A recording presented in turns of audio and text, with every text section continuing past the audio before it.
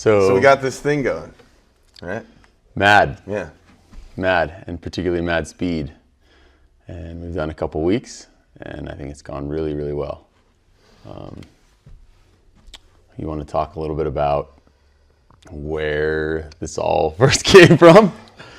Yeah, maximum athletic development is what MAD stands for. So yeah, where did this come from? Like for me, I come from a background of really getting into training to supplement my sports. I played a lot of sports. I played in college, played baseball and football in college, and I was always kind of a nut about being in the gym and lifting and training and stuff.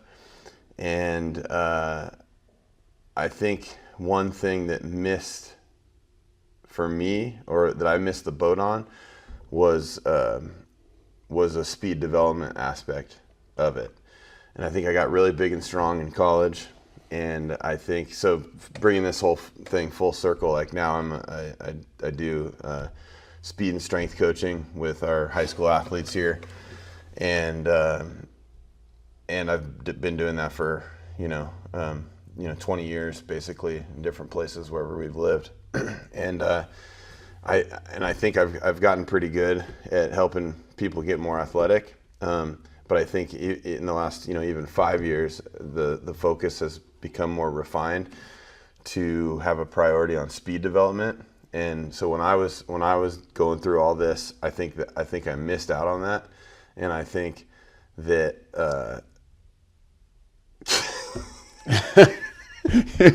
Well, yeah, I mean, I've watched it take place here. I think the same boat. I think that we have connected because we're both just really into the training portion. Yeah. And it was always lifting for a long time. You got to lift, got to get stronger. And that's what we were always doing. We were running in our practices and in our conditioning. And I think that maybe the evolution has been, you said you got really big and strong. And we always just thought the running piece was taking care of itself because we were practicing. Sure, we're running in practice. We're not necessarily track athletes if we're playing football, if we're playing basketball. And so, yeah, we run a lot in practice. We have explosive movement. We're working explosively in the gym. And so that piece will just take care of itself. We're not running a 100-meter sprint. And since you have kind of brought this to the teams here at the high school, I've never seen anything get results like this. I think we've talked about that before. And it's not that we don't still believe in the weight room. I think we both believe there's a big piece of training that's, guys need to be in there for different things.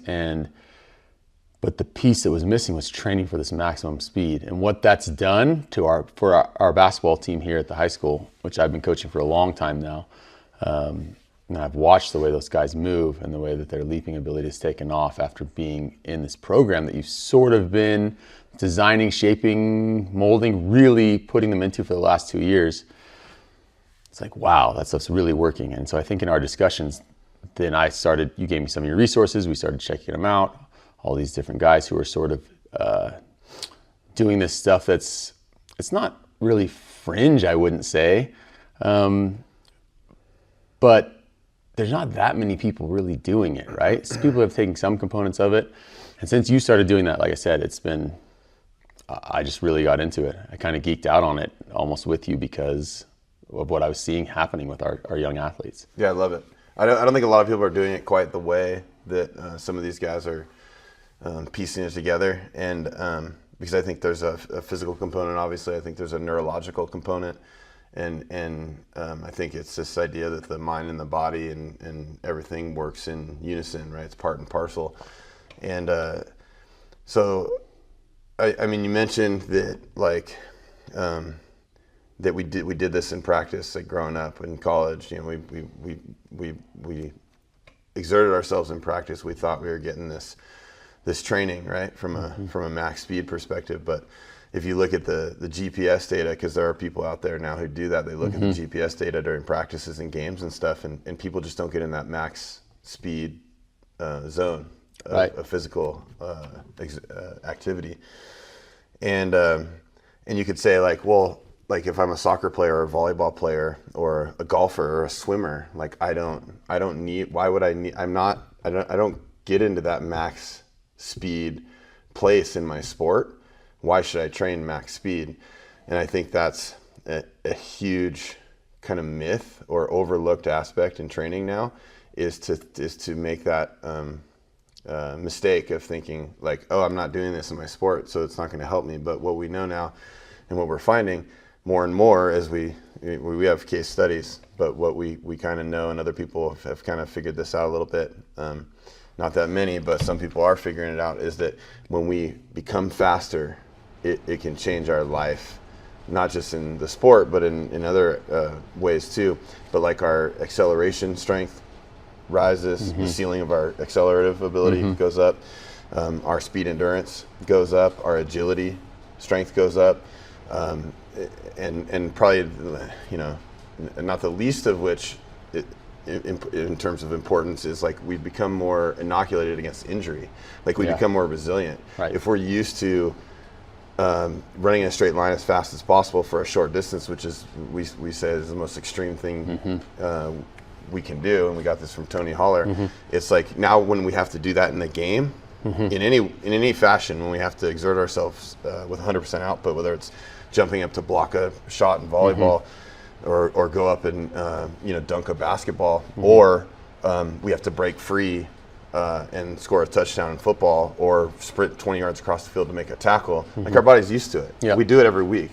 Yep. It's a regular activity for us to do the most extreme thing that you can do. So it doesn't surprise our bodies. We're just so resilient in that respect. Yeah. So it does that. Our force absorption ability goes up.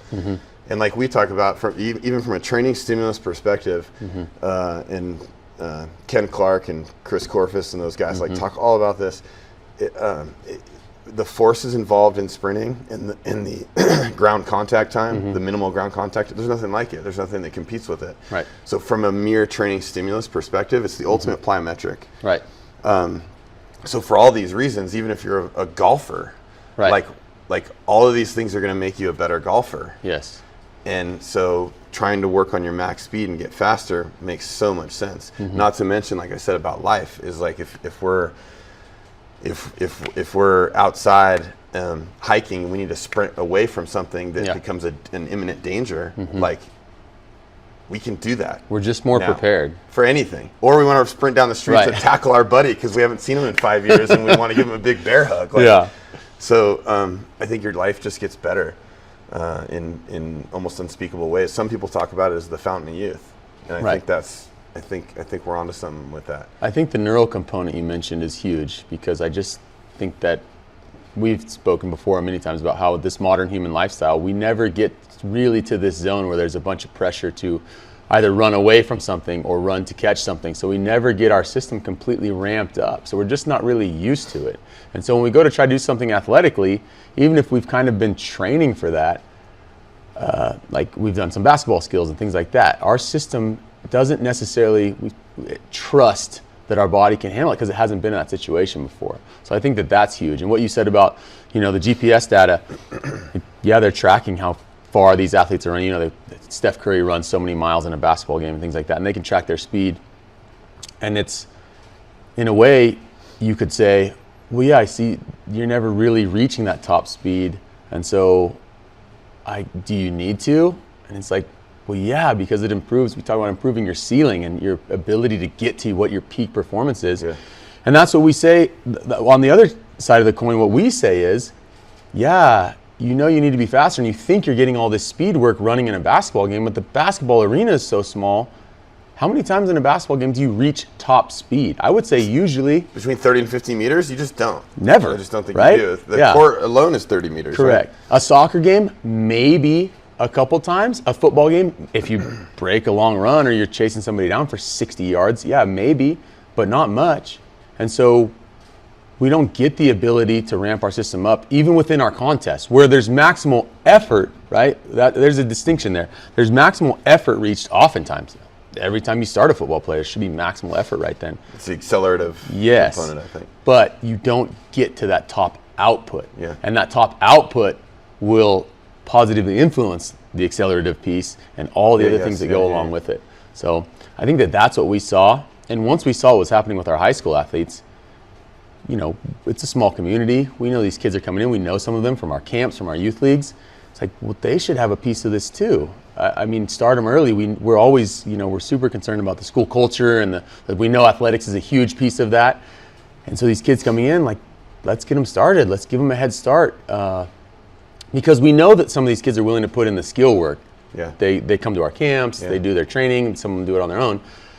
But they're missing that physical, specific training to close that, we know down from the bigger areas, the SAC area, basically for us, there's just more people. So there's going to be some higher genetically gifted athletes. So how do we close that gap? If they're all doing the skill work, shooting, dribbling, passing, soccer skill work, how do we make sure the playing field is at least as level as possible physically, so that we can compete, basically? Yeah. Well, you talked about sprinting down the field to make a play in football or something, or chase down a guy to make a tackle, and it's like, so if you can increase your max speed from 19 to 21 miles per hour, that's a dramatic improvement. But that's what we're seeing happen around here with some people, and that now makes such a difference in the sense that if you want to make an impact as an individual, or you want to make an impact team wide, like, what are the plays that actually win the games? Or for you as an individual, like, have the biggest impact? Like, think about, even you brought up Steph Curry, like, he's running around like miles every game or whatever. But like, if he's faster getting around two screens and then getting to the perimeter where he wants to get a pass and hit a shot, and because he's gotten there just a little bit faster, now he has a couple inches more of room. What a difference does that make for him in making that shot? It makes a huge difference. What are the game-breaking plays in soccer? They're the 50-50 balls where two guys have a chance and the ball's 40 yards away. Who's going to get there first? What are most of the goals and most of those impact plays made from? Speed. The guy or girl who can get there faster and get the ball in his or her hands and then make a play and win the game. And in basketball, it's the same thing. In football, of course, it's the same thing. Like, if I can chase down a guy who's broken free and make a tackle at the 5-yard line, and now we stop them and win the game. Or conversely, if I'm a running back and I break out and no one can catch me, like, those are the plays that win the games. And you've looked at the NFL, like, who makes more big plays? Like, that's usually the team who wins the game in the NFL too. And so when we're talking about making an impact as an individual, getting people to see you, which so many people care about, and having a chance to continue playing for a long time, like, this is the quality that's gonna make those impacts. And from a team level too, like, you're gonna win games if you have more guys who are faster running around the field making plays. Like, that's the name of the game. Team speed is just to stay on that Steph Curry, because that's kind of where this is just, we've been talking about him a little bit specifically. I mean, you want to talk about a guy who has all the skill, right? The greatest shooter of all time. And yet, if he wasn't quite athletic enough, if he didn't have that little burst, which we're saying the speed training we know improves, could he have the same impact? No.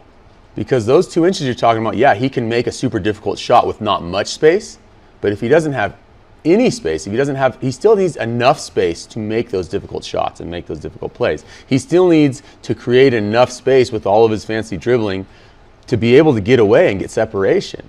So if you can just handle the ball, you can just shoot it, but you're not quite athletic enough, that's what we talk about as the piece that holds some people back, right? From the skill gap might be none, or you might have more skill than a player who's just deemed more effective, or college scouts are looking for, well, this guy's got enough raw talent that we can work with it. I mean, how many times do you hear that said? It's like, well, this guy's a better shooter, and this guy, it's like, yeah, but this is the guy we're after because we can work on that stuff. And this guy can run and jump, and we'll get him there, in other words. Yeah, we talked about the other day that we truly believe, and we saw this like Twitter post or whatever, and this guy made this comment, and we agree with it. Like, there are talented, skill-wise players in every sport at the high school level, and college, of course, too, for sure, college, all over the world. Who have the skills, the ball skills, the shooting skills that NBA guys do. But are some of these guys ever going to have a chance to play in the NBA, let alone even like a high-level college? Probably not. Because what's the difference? The difference is in the NBA, or the highest professional sport. These guys have some really good skills, and and they have this component of athleticism that's Right. that's almost, some say freaky. Right. And 40-inch vertical. and they have this physical output ability in terms of speed and in terms of jumping that and you talked about bridging the gap. Like, so if you want to, when you're 7, 8, 9, 10, 11, 12, 13, 14 years old, you want to rise to that level where you can then play at the next level. Like the one thing a lot of people don't work on enough, and you can't work on it every day either, right? It's like this thing where you want to work on when you're fresh, when you're healthy, when you're happy, when you're feeling good, and you can give that max effort because these things are self-amplifying. Like jumping as high as you can, running as fast as you can. We talked about it's self-amplifying. The more you do it in a fresh state, the better you're going to get at it. Right. But you can't do it all the time. No. Because the recovery aspect of it is really important, so you can reap those adaptations and then come back and do it again. We talk a lot about detraining, trying to work too much of an endurance component in there. So if you're not recovering, then you're really just getting used to being slow, right? People have talked about forever, muscle memory, swinging a bat speed, things like that. And kind of is the same. If we work to the point where we're just doing the reps to get them in a lot of ways, that's counterproductive. Or detraining. Yeah, we've said in our training, no, fatigue is the enemy in our style of training. That's not to say that people don't need to be in shape in some way to go out and play a soccer game or to play any of these sports. But that's going to take care of itself with the way you practice. What we're talking about is performance based. And to do that, no, we don't want to go out and run gassers until we puke. We don't want to run sprints until we puke, right? If you're puking, you're definitely not sprinting by our definition. Right. That is not a sprint. Yeah. That is a cruise until the endurance system, whatever, cardiovascular gets ramped up enough that you can't really go anymore. And that's not what we're doing. These kids aren't out there climbing Everest. They're not. If that's something they want to do someday, that's awesome. Their training regimen's going to look a whole lot different than our speed and sprint training. Although I was thinking about it the other day, if I'm a big time hiker, or I'm going in the military, or I'm going to hike Mount Everest, I think even for those guys and girls, I agree. I think there's a place for speed development and sprint training, because I think if you become faster from a max speed sense, you raise these other qualities that you're gonna want to have in your toolbox or your back pocket when you're doing these crazy activities. I think if I could, we've talked about this before, but just because you mentioned specifically, like, hey, we're training these skills, we have these athletes, we know are skilled enough, and what are they missing? They're missing this specific training. So I've sort of drawn you how I think of it before. Right? These three realms of training, and where there's this crossover. One is our games, and we play tons of those. Kids play AAU, kids play in their season, in high school, kids play their season, they play AAU. And younger levels, they play Little League, they play youth basketball, then they go and join a club. So that's what we mean by game training. Then we have skill training, right? And skill training is you come to a clinic, you work on your shooting, you work on your ball handling, you go to the driving range, you get in the cage for baseball, you do your passing drills for soccer, you catch and pass for football. So that's our skill development, right? And this physical component, right?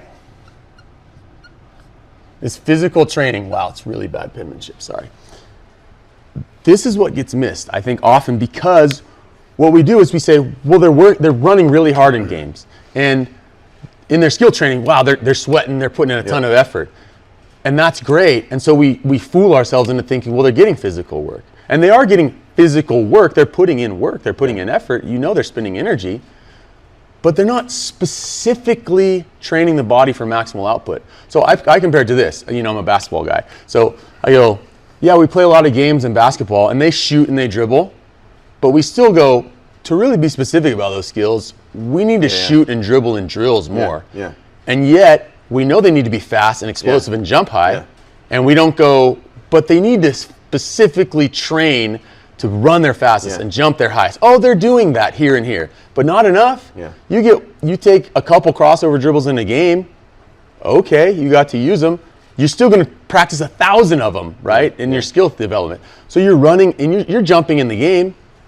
But we need to increase that vertical. We need to make that. We need to do some specific training to make us better in that realm. Yeah, we're jumping in the game, but we're jumping at 70% of because we're tired. We're jumping tired. Yes. And just to kind of review what you were talking about before you drew the diagram, like you're not talking about with the physical training piece, you're not talking about 2 to 3 hours, 6 days a week. And what we're saying is like 20 to 40 minutes or something of very specific, very intense behavior. And I got this from Tony Holler, but I love it. Prioritizing that piece when you're healthy and fresh and feeling good. And priority doesn't mean majority. So we still might spend the majority of our time doing this and then this. But because we've prioritized this, we do it at the times during the week when we can have that 20 to 40 minute window 2 or 3 times per week when we're our freshest, when we can really give that near maximal effort, because that's what's going to be self-amplifying. That's what's going to give us our highest return. And like we talked about earlier, conversely, if we're not giving our full output when we're trying to engage this quality and make it better, we're really detraining at that point. We're just kind of practicing being sloppy, practicing being slow. And so I tell these guys all the time, we got to stop doing stuff that makes us slow. When we're working on this piece right here, we got to stop doing stuff that makes us slow. If we have only so much time per week, what can we do? How can we make that qualitative and get the most out of it? And I think by nature, right, just because of what this takes out of you, you're definitely going to spend your most time here. But like you said, when you have the time and this is available to you, this has to be taken care of. And that's what people miss out on. They go and they spend all their energy doing this and this and this. And yeah, they're in shape, I guess. They could do this stuff for hours, but they never get this piece. Well, this is fun, too. But this can be really fun, too. It can be really fun. And it depends on how we lay it out and how we think of it. But it's also fun to know that you're getting way better in a way that all this stuff then just becomes immensely more fun, too. And I think we, as adults, we sort of lose this. As kids, we really have it. And then if we don't focus on it, we lose this idea that just running our fastest, it is a lot of fun. Like a game of tag when we're little, right? It is a lot of fun. We can all look back in those times, and if you're younger, it doesn't take as far back thinking to look back. But when you're out on the playground and you're playing tag and you're chasing someone, there's something primal and something awesome about that you don't get from any other experience, really. And the other thing that I think is you can spend, like we already said, this stuff, doing this is high output, pretty high output, higher than just walking around or anything. So you're kind of getting in shape. If you spend your time, if you go, well, physically training, we need to run, we need to be in shape. First of all, you're going to spend way more time than this doing it. You're going to spend hours running miles and doing that. And second of all, it's really just a waste of your time. The more that I get into it, and I'm not talking about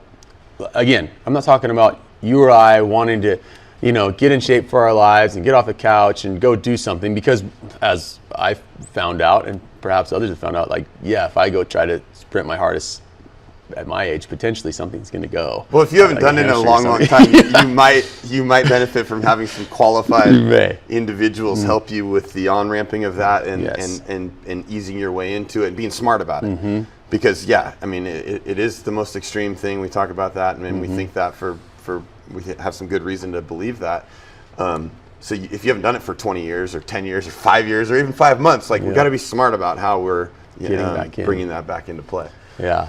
But so if you're doing that, if you're spending so many hours just running, and really we talk about practicing being slow, that endurance stuff, if you're at the beginning of the basketball season, my idea on this has evolved over the last decade and a half.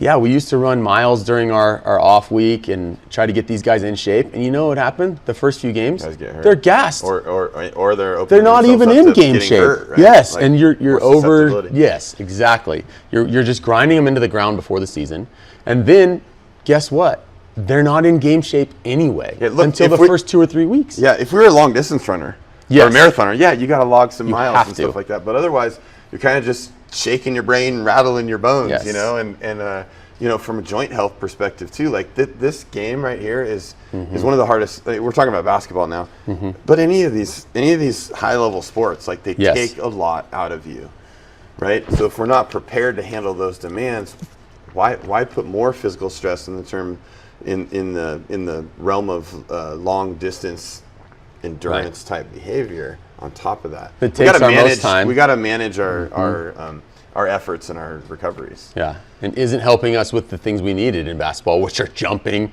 sprinting, right, maximal output. Plays that make the difference in the game. I was 100%. watching the Oklahoma City Thunder the other day with Chet Holmgren, and I think he's remarkable. I know he's hurt part of the year, and he's come back, and the guy's so big and long, so tall, but yet he moves his feet so good. There was a play where he got beat, and the guy was going up. I can't remember who it was, and the guy was going up around him, and he recovered. He got back into position, and he got up in the air so high, and he's already long, and the shot looked like it was already going in, and he got a piece of it and blocked it, and that's like, I mean, that's the name of the game. It was inches, but the way he could move at such a big size was remarkable to me, and that was all this piece we're talking about. It was insane. Yes, absolutely. Well, that was maybe our warning bell to get going. I mean, we could sit here and talk about this for probably the entire day. Yeah, we probably will. But so maximum athletic development. Get fast, get mad fast. Get mad speed. Get mad speed. Getmadspeed.com. That's it. And you say all the time, right? It's the tide that raises all athletic ships. Yeah. Well, that's what we're seeing more and more. And I think, like, for a long time we've seen in our life, like, training, it just itself is good, and we've been able to, like, grow athleticism just by training generally, and getting stronger, and that's certainly an aspect of it. But we are, I think, learning to be a little bit more specific about what we're doing in ways that have the bigger impact. Now, we're not saying don't lift ever. Correct. To me, developing athleticism is really this multi-pronged approach. So I think of it as like we got to sprint, we got to jump high, we got to jump far, we got to bounce, and that's like our plyometric stuff, and just learning how to be reactive off the ground. But not and we got to lift, and we got to lift. Yes. The lifting is there, and they're all there. Right, and this is like our pyramid of things, like, but that's all on one floor of the pyramid. Yep. But if we're going to sprint train, we want it to be prioritized in the sense that we need to do it when we're fresh. Yes. We need to sprint before we lift, not the other way around, so that we're really giving it our best shot. I agree, and I think that the lifting piece people have been doing for a long time, and this sprint training is sort of like this missing component. That's maybe the biggest part of it in our eyes, and just haven't been working on it because we're fooled into thinking, well, we have maximal output during the game, and so we're getting sprint training. No, because you don't reach that top speed. So, and I think that if you ask any of the girls who've gone through the first few weeks with us, it's fun. It's short, it's fun. They're not feeling like they want to puke afterwards. We gamify a lot of stuff because what better way is there to tap into their competitive nature to perform? And I think it's just, they're having a great time so far. We've had great, so we're going to get results from them soon, and it's that energy system of 1 to 10 seconds, right? Who doesn't love, like, I don't know, I speak from my own experience, but like sprinting to the top of a hill that's like 20 or 30 meters and has a 2 or 3 degree incline, and then just like, and then being up at the top of the hill and like looking out and like everything looks more vivid, and like you feel just, it's exhilarative. You feel like you're gonna, I mean, it's a hard thing to do, but once you kind of recover that and you kind of notice your senses and stuff, it's like, there's nothing better than that feeling. Rev up the engine. It doesn't go on very long. Rev up the engine all the way. And then you rest 5 minutes and you do it again. And that's what we're talking about, that kind of thing. Exactly. But you can't get better at that unless you practice it. No. Correct. Got to be there. You got to be at that edge in a controlled way, especially. You got to push the needle. Yep. Yeah. Of these things that we think are super important and valuable. Okay. Yeah. Great. Love it. It's a good first one. Yeah, it was awesome. And we'll do some more.